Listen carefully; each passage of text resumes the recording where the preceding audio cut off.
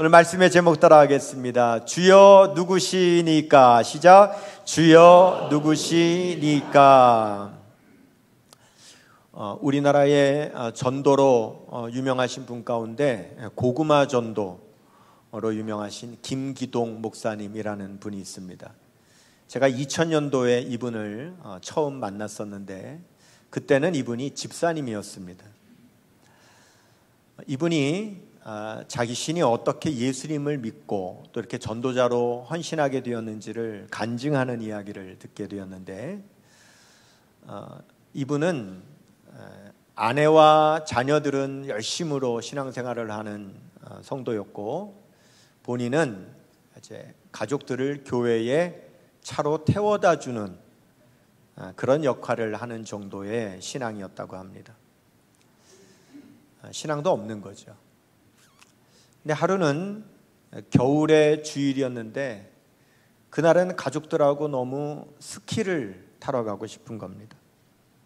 그래서 이번 주일은 우리 스키장에 가족이 다 가자 그랬더니 아내가 펄쩍 뛰면서 무슨 소리냐고, 우리 다 같이 교회 가서 예배를 드려야지 안 된다고. 그래서 이분이 알았다고. 그리고는 주일 아침에 가족들을 다 차에 태우고 교회로 가는 척 하면서 가다가 방향을 스키장으로 틀었다는 겁니다. 뒤에서 아내와 자녀들이 원망을 하지만 아랑곳하지 않고 차를 몰고 스키장으로 가는데, 고속도로에서 그만 반대편에서 트럭이 역주행으로 와서 정면 충돌을 하게 된 거죠. 정신을 차리고 보니 가족들은 다 피투성이가 되었는데, 그 중에 어린아이가 얼굴에 수십 개의 유리파편이 다 박혀 있는 겁니다. 자신도 이미 몸이 다 골절이 되었는데 그것도 모른 채 그 아이를 들쳐안고는 병원으로 내달렸다는 겁니다. 병원으로 가는데 후회가 막심한 겁니다. 아내 말을 듣지 않고 내가 차를 돌려서 이런 사고가 났다는 생각에 자기 자신이 원망스럽고 후회가 되며 그 아이를 수술실로 들여보내고는 그 수술실 밖에서 그 자리에서 무릎을 꿇고 하나님께 서원하며 기도했다는 겁니다. 우리 가족들 살려주시면 제가 주님을 위해 헌신하며 살겠습니다. 큰 수술과 오랜 투병의 시간이 있었지만 그래도 감사하게 가족들은 다 살게 되었다는 겁니다. 그리고 그는 자신이 서원한 대로 전도자로 또 그렇게 살아가게 되었는데, 이분이 이미 그때에도 전도 집회 간증을 많이 하러 다녔습니다. 근데 간증을 하고 나면 꼭 이렇게 묻는 사람들이 간혹 있다는 겁니다. 집사님은 확실한 체험의 간증이 있어서 너무 좋으시겠어요? 그러면 그 소리 들을 때마다 너무 속상해서 그분이 이렇게 말한다는 겁니다. 저처럼 죽을 고통을 겪어야 예수를 믿게 되는 것보다는 그런 고통 없이도 예수님을 잘 믿게 되는 것이 더 훌륭한 겁니다. 더 좋은 겁니다. 오늘 본문에는 나중에 사도 바울이 된 사울, 그가 죽을 고비를 넘기는 고통을 겪으며 예수님을 믿게 되는 그 회심의 사건이 오늘 본문에 기록되어 있어요. 사도행전에는 오늘 본문 9장에는 바울이 회심하게 되는 그 사건이 기록되어 있고, 사도행전 22장과 27장에는 그 회심했을 때를 간증하는 내용으로 두 번 더 이 내용이 기록되어져 있습니다. 사도 바울이 자신의 회심을 간증할 때 이 간증을 듣는 사람들이 나처럼 그렇게 예수님을 만나라고 그렇게 간증하는 것이 아니라는 거예요. 나처럼 이렇게 극적으로 예수님을 만난 것을 부러워하라고 그렇게 간증하는 것도 아니라는 거예요. 사도 바울의 회심의 간증이 우리에게 주는 교훈은 따로 있습니다. 오늘 이 본문 당시에 사울은 어떤 사람이었느냐? 열렬한 율법주의자, 철저한 바리새인, 과격한 종교인이었어요. 사울에게 있어서 당시에 기독교인들은 누구냐? 멸절당해야 될 대상이었어요. 사울은 기독교인들에 대하여 어떤 마음을 품고 있었느냐? 오늘 사도행전 9장 1절에 보면 사울이 주의 제자들에 대하여 여전히 위협과 살기가 등등하여 대제사장에게 가서 그랬습니다. 여기 보면 위협과 살기가 등등하다라고 하는 이 헬라어의 원어의 원뜻, 직역하면 무슨 뜻이냐면, 여기 이 말씀은 사울의 그 안에서 나오는 숨, 사울이 내뱉는 그 숨, 이 숨이 사람을 죽이는 살기가 있다는 뜻입니다. 그러니까 살기가 등등하여 할 때 이 등등이라는 말의 헬라어 원어는 뭐냐면 숨을 내뱉는다는 뜻입니다. 그러니까 사울은 어느 정도냐? 내뱉는 숨에 뭐가 있다는 거예요? 사람을 죽이는 살기가 있다.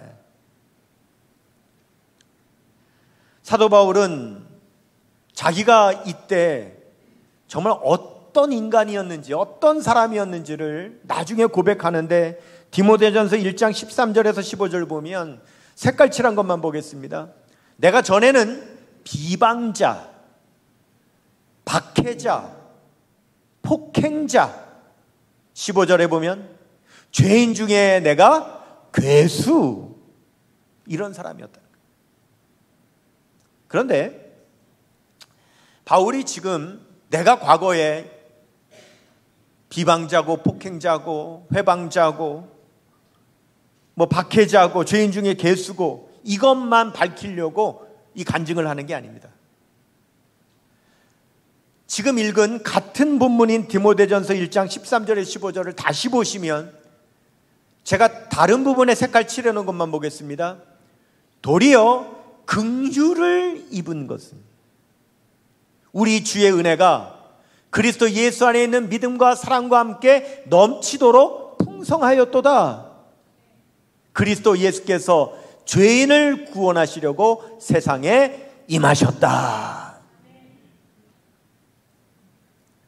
바울이 오늘 간증을 하는 이유는 내가 그런 사람이었음에도 불구하고 나를 구원하시고 나를 용서하시고 나를 자녀 삼으시고 나를 주의 종 삼으신 하나님 은혜가 그만큼 너무너무 넘치도록 크시다라고 하는 사실을 우리가 알게 하기 위해서 이 간증을 한 겁니다.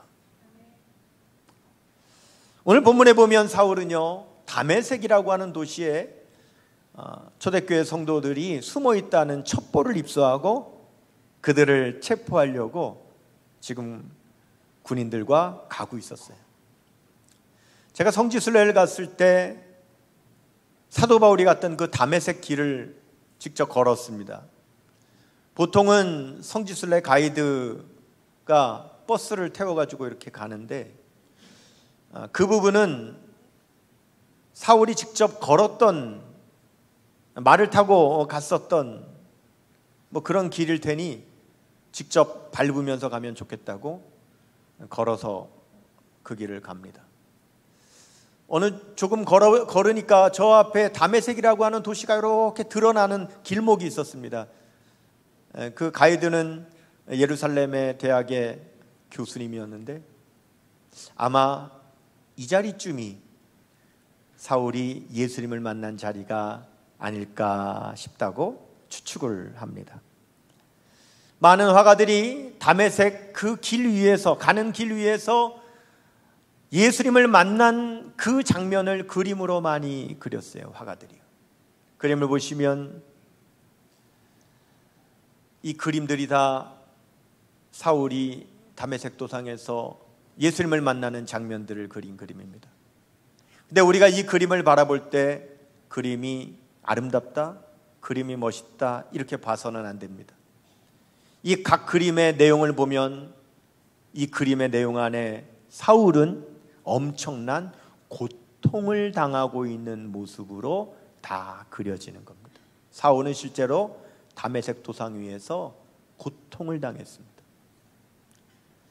그가 어떤 고통을 받았느냐? 첫째, 사울은 눈이 멀 정도의 빛을 봤어요. 사도행전 9장 3절 보시면 사울이 길을 가다가 다메섹에 가까이 이르더니 호련히 하늘로부터 빛이 그를 둘러 비추는지라 그랬습니다.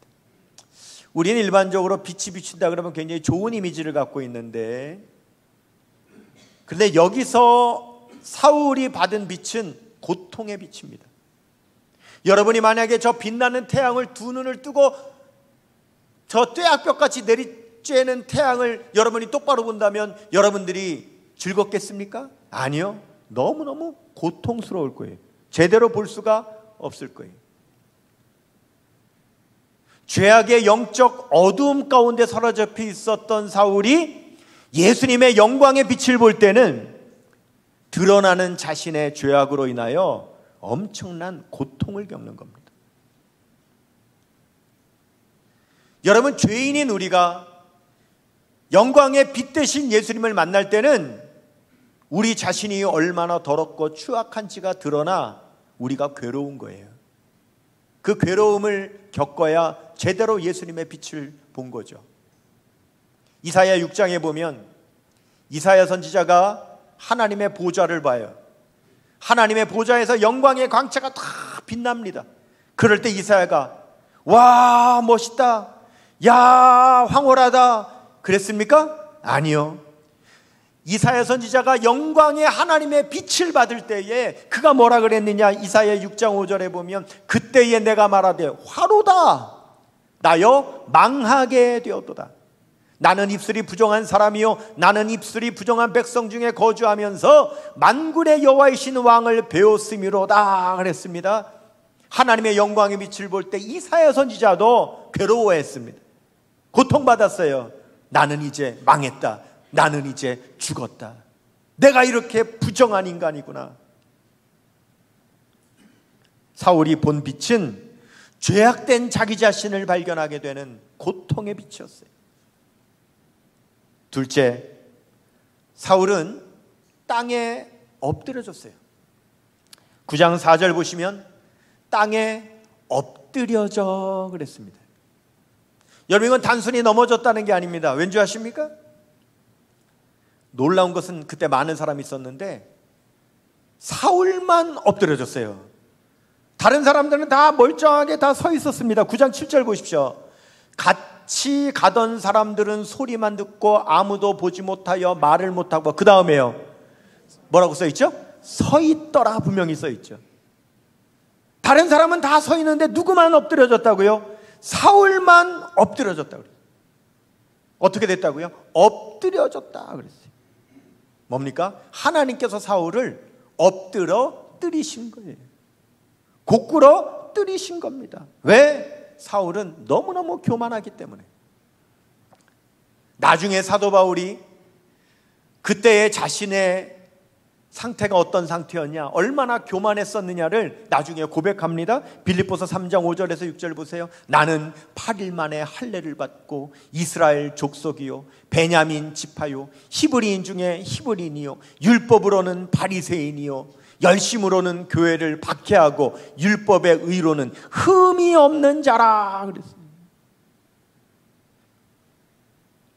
갖출 거 다 갖췄다는, 세상적으로 갖출 거를 다 갖추고 있었습니다. 그런데 거기다가 그 당시 사울은 성경에 보면 청년이라고 그랬어요.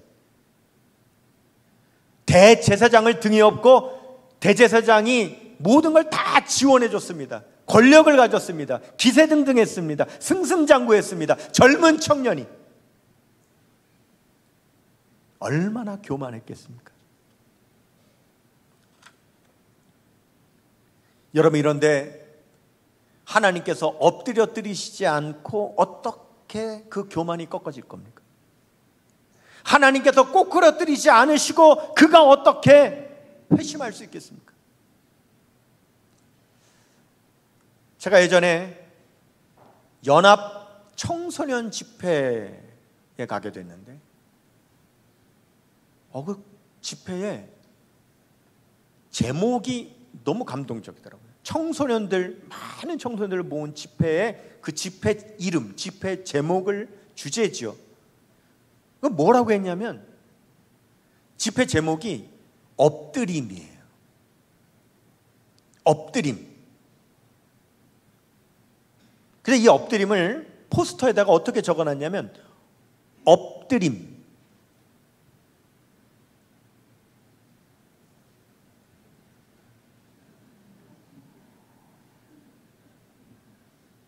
엎드림.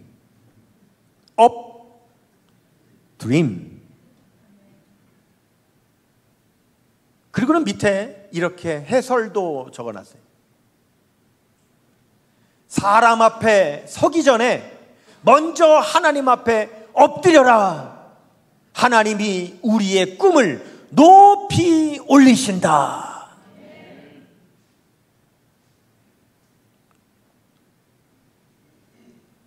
하나님은 사울을 쓰실 계획을 갖고 계셨거든요. 하나님은 사울에 대한 꿈이 있으셨어요.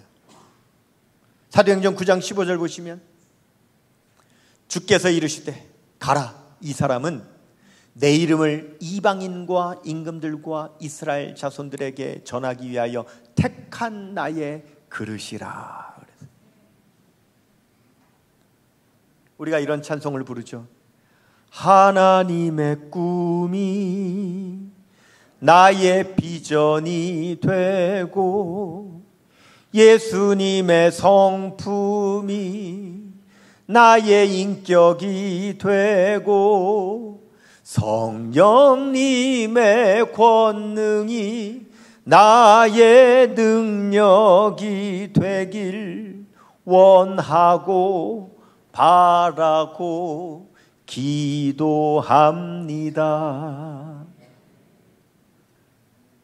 근데 여러분, 하나님이 지금 사울에 대한 꿈이 있으셔요. 세계 열방의 복음을 증거하는 전조자로 쓰고 싶으신 꿈이 있으세요. 그런데 그 하나님의 꿈이 나의 비전이 되고 예수님의 성품이 나의 인격이 되고 성령님의 권능이 나의 능력이 돼야 되는데 하나님 앞에 엎드리지 않고 어떻게 될 겁니까? 사울이 교만함으로 엎드리지 않으니까 하나님은 엎드려 뜨리신 거예요. 자신의 교만이 꺾여 엎드려지는 것은 고통이죠. 셋째, 사울은 예수님의 음성을 들었습니다. 사도행전 9장 4절에서 6절 보시면 땅에 엎드려져 들으니 소리가 있어 이르시되 사울아 사울아 내가 어찌하여 나를 박해하느냐 하시거늘 대답하되 주여 누구시니까 이르시되 나는 네가 박해하는 예수라. 너는 일어나 시내로 들어가라. 내가 행할 것을 내게 지시할 이를 자가 있느니라 하시니. 그랬어요. 사울은 하나님을 위해서 하는 일이라고 생각하며 했죠.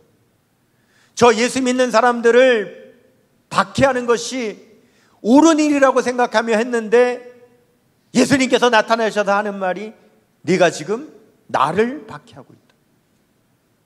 주여 네 시니까 나는 네가 박해하는 예수다. 사울은 자기가 하나님의 아들이신 예수님을 박해하고 있다는 사실을 깨달은 겁니다. 사울은요, 나중에 사도 바울이 돼서도 일평생 예수님께서 하신 이 말씀 때문에 괴로워했어요. 고린도전서 15장 9절 보십시오. 나는 사도 중에 가장 작은 자라. 나는 하나님의 교회를 박해하였으므로 사도라 칭함받기를 감당하지 못할 자니라. 사람들이 바울에게 사도 바울님 그러면은 나는 사도라고 할 만한 사람이 못 됩니다. 왜? 나는 예수님 박해한 사람입니다. 교회를 핍박한 사람입니다. 평생 이 음성, 왜 나를 박해하냐? 나는 네가 박해하는 예수다라고 하는 그 음성 앞에 사울은 괴로웠어요. 고통받았습니다. 제가 신학대학 다닐 때 지금도 똑같이 그렇게 한다고 하는데 1년에 2번씩 전교생을 모아놓고 부흥회를 해요. 전교생 부흥회가 있습니다. 제가 신학생일 때 부흥회가 열렸는데 그때 오셨던 강사님이 누구였냐면, 지금은 이제 돌아가셨는데 이미, 이분이 춘천에 가면, 강원도 춘천에 가면 소양 성결교회라고 있는데 그 교회를 담임하는 이원호 목사님이라는 분이었습니다. 이분이 당시 유명한 부흥 강사셨죠. 근데 이분은 사실 우리 교회하고도 좀 관련이 있어요. 이분이 1999년도에 우리 교회에 부흥회 강사로 오셨는데, 이분이 부흥회 첫날 저녁 집회를 한 번 했는데 그 저녁 집회 직후에 당시에 일대 담임 목사님이 돌아가셨어요. 그래서 이 목사님은 우리 교회 부흥회 와서 첫날 저녁 집회 한 번밖에는 못하고 가신 바로 그분입니다. 근데 이분이 저 신학생 때 부흥회 오셔서 자기 간증을 하는데, 이분은 늦게 신학을 하셨어요. 젊은 시절 전직이 뭐였느냐? 조폭이었습니다. 깡패였어요. 그러다가 이분이 회심을 하고 신학교에, 이제 신학대학에 들어왔는데, 신학대학에 와서 신학생이 됐어도 그동안 살아온 그 깡패의 습성이 남아 있어가지고 신학교 다니면서도 공부를 안 해요. 공부를 잘 안 해요.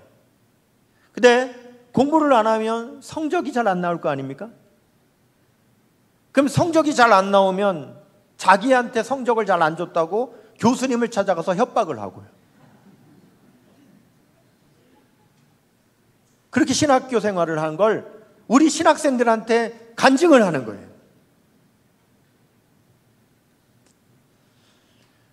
근데 아주 재미있게 간증을 하니까 막 듣는 학생들이 막 배꼽을 잡는 거죠. 막 칼칼칼칼 웃는 겁니다. 그런데 그때 제 옆에 앉아 있었던 저보다 한두 해 선배가 있었습니다. 그런데 이 선배가 당시 학교의 유명한 말썽꾼입니다. 아주 말썽꾼이에요. 근데 이 선배가 그 간증을 들으면서 직접 저에게, 옆에 앉아 있는 저에게 뭐라고 하냐면, 야, 내 모습하고 똑같네. 그러면서 내가 훗날 훌륭한 부흥사가 될 이 모습이다, 내가 지금. 자기가 말썽 부리고 하는 게 저분처럼 자기가 훌륭한 앞으로 미래의 부흥사가 될 지금의 모습이다, 이러는 거예요. 그걸 저에게 직접 그렇게 얘기하는 거예요. 사실이에요. 제 아내도 그 사실에 대해서 같이 학교를 다녔기 때문에 너무 잘 알아요. 누군지. 그래서 저는 그 소리가 너무 싫었습니다. 하나님은 성실하게 공부하고 신실하게 기도하는 그런 열심히 하는 모범생인 그런 신학생을 왜 크게 안 쓰시고, 왜 이렇게 말썽 부리고 공부 안 하고 사고치고 자기 마음대로 하는 이런 사람을 왜 하나님이 쓰시냐? 이건 말이 안 된다. 그런데요, 사울도 그러지 않았냐? 어거스틴도 그러지 않았냐? 존 뉴턴도 그러지 않았냐? 그런데 하나님이 다 쓰시지 않았냐? 그러니까 할 말이 없는 거죠. 훗날 제가 목사 안수를 받고 이제 목사가 됐을 때 그 강사로 오셨던 그 이원호 목사님하고 저하고 아주 친해졌습니다. 왜냐하면 같은 강원도에서 목회를 했기 때문에 그분하고 이제 친분이 생겨 대화를 나눌 때 제가 한 번은 그 목사님한테 그 얘기를 했어요. 그 선배 얘기를. 목사님이 그때 간증하실 때 그런 얘기 선배가 있었다. 내가 그거 옳다고 생각하지 않는다. 목사님의 간증이 사고치고 말썽 부리고 하는 사람이 나중에 훌륭한 사람이 될 그 과거의 모습이라고 자기를 그렇게 착각하게 만든다. 그랬더니 그 목사님 저에게 하시는 말씀이, 그 선배라는 사람 지금 목회해? 큰 부흥사가 됐어? 아니요. 어디서 뭐 하는지도 몰라요. 목회도 안 해요. 어디가 있는지 몰라요.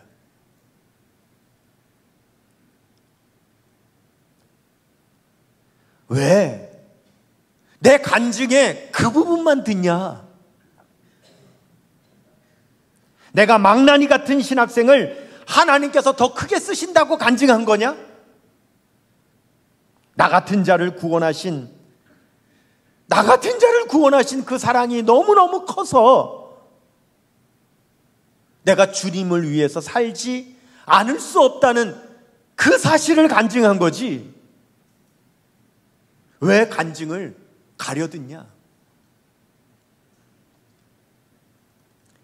하나님께서 내 죄성을 꺾으시고 나를 다듬어 가시는데 내가 얼마나 뼈를 깎는 큰 고통을 얼마나 겪었는지 왜 그 간증은 제대로 귀담아 듣지 않냐?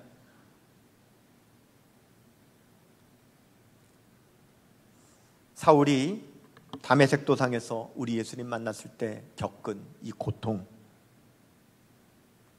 이 고통은 그의 교만을 꺾으시고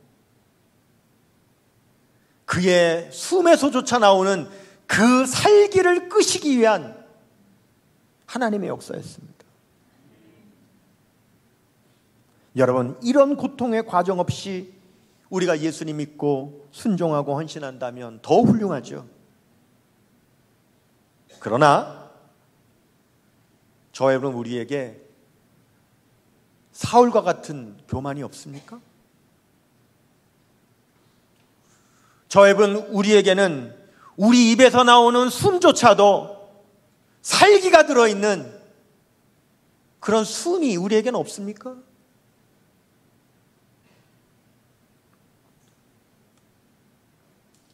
우리에게는 엎드려 뜨리셔야 꺾어질 교만과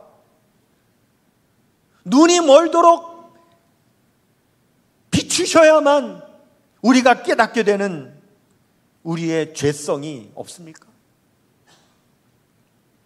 때로는 고통으로 우리의 교만을 꺾으시고 고통으로 우리를 엎드리게 하시는 그 고통조차도 여러분 진정한 은혜인 줄로 믿습니다. 주님, 저의 죄를 용서해 주세요. 저의 교만을 꺾어 주세요. 주님 앞에 엎드려 순종하게 하여 주세요. 사울의 간증은 내가 너무 교만해서 하나님께서 나를 엎드려 뜨리셔서 내가 회심하게 됐는데, 여러분들은 하나님께서 엎드려 뜨리셔서 구원하시기 전에 스스로 먼저 하나님께 엎드리라고 이 간증을 하는 줄로 믿습니다. 회개하고 기도하고 엎드리는 우리에게 하나님께서는 그 사울에게 주셨던 은혜와 사명 우리에게 주셔서 우리를 향한 하나님의 꿈이 엎드림이 되는, 우리가 하나님 앞에 엎드림으로 우리를 향한 하나님의 그 꿈과 비전이 더 엎드림이 되는 그런 저와 여러분 우리 모두 되시기를 주님의 이름으로 축원합니다. 모두 자리에서 일어나셔서